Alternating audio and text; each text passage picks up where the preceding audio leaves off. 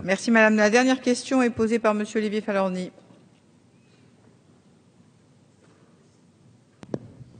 Merci madame la présidente. Eh bien, ma question s'adressait à monsieur le ministre du redressement productif, mais vous venez de nous indiquer qu'il était aux États-Unis aux côtés du président de la République. Donc madame la ministre, je m'adresse à vous pour souhaiter attirer votre attention sur la situation de l'usine Delphi à Périgny dans l'agglomération de La Rochelle. Cette unité de production, qui appartient au groupe américain Delphi, fabrique des pièces pour l'industrie automobile.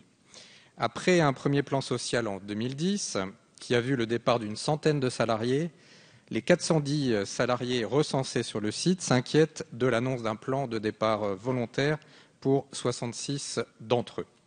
L'ouverture d'une usine de 22 000 m² en Chine, après celle installée en Roumanie, justifie, selon ce groupe, la réduction des effectifs et marque encore plus le désengagement de Delphi en France. Et le site de La Rochelle n'est pas le seul touché en France. Illkirch, Grafenstaden, Villepinte, Blois sont victimes également de cette politique de délocalisation des emplois vers l'Afrique du Nord, vers l'Europe de l'Est et vers l'Asie. À La Rochelle, les machines seront envoyées en Chine. C'est la crainte d'un lent déclin jusqu'à la fermeture inéluctable du site de production.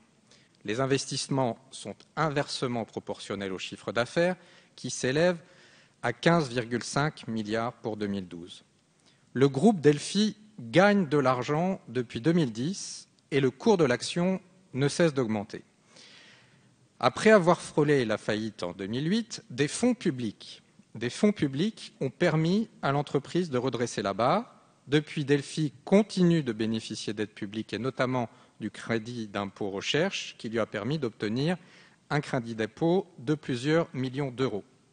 Alors ma question au ministre était celle-ci. Face à ce type de stratégie que je qualifierais de cynique, quelles sont vos intentions afin de s'assurer que les fonds publics maintiennent et pérennisent les emplois en France et profitent à notre économie? Je vous remercie. Merci monsieur Falorni. Madame la ministre déléguée, vous avez la parole. Madame la présidente, monsieur le député Falorni, la situation de l'usine Delphi de La Rochelle est bien connue de ses services.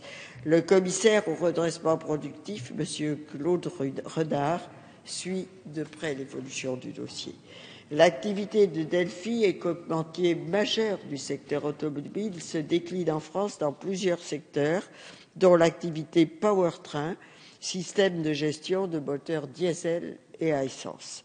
Le président de Delphi et plusieurs membres de l'équipe de direction ont été reçus le 29 octobre 2013 par le cabinet du ministre, en présence de Claude Renard et de son homologue de la région Centre, M. Philippe Balizard. Le marché automobile en Europe de l'Ouest a reculé en 2013 pour la 6e année consécutive, impactant les équipementiers automobiles. S'agissant de Delphi La Rochelle, ce recul de l'activité s'est traduit en 2013 par une baisse des commandes qui représente une baisse de 23% du chiffre d'affaires.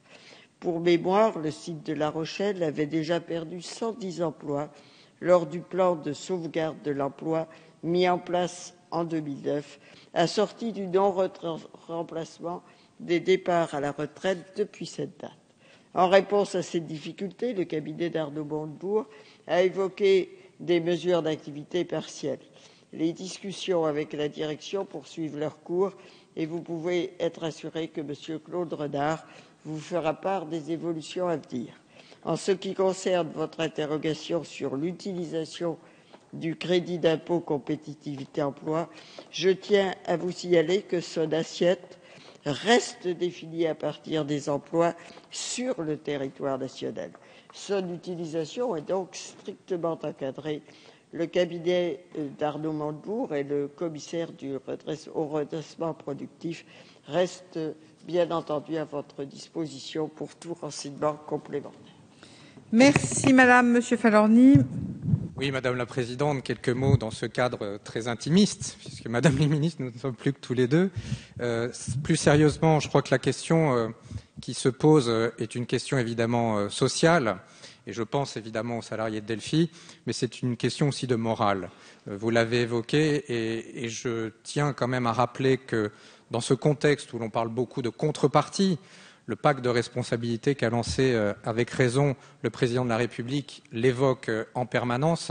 Je crois que ce dossier-là, comme beaucoup d'autres, illustre bien la nécessité d'exiger en permanence des contreparties. Cette entreprise a été sauvée en grande partie grâce aux fonds publics, à l'aide publique, et nous pouvons, je crois, exiger qu'il y ait un donnant-donnant et que les salariés ne soient pas sacrifiés au profit d'intérêts que je qualifierais de mercantiles et en tout cas de profondément cyniques en l'occurrence. Merci, nous avons fini avec la séance des questions orales. Nous arrivons donc à la fin de notre séance. Prochaine séance cet après-midi à 15h, questions au gouvernement, dépôt du rapport annuel de la Cour des comptes, fixation de l'ordre du jour, projet de loi relatif à la géolocalisation. La séance est levée. Merci Madame la Ministre.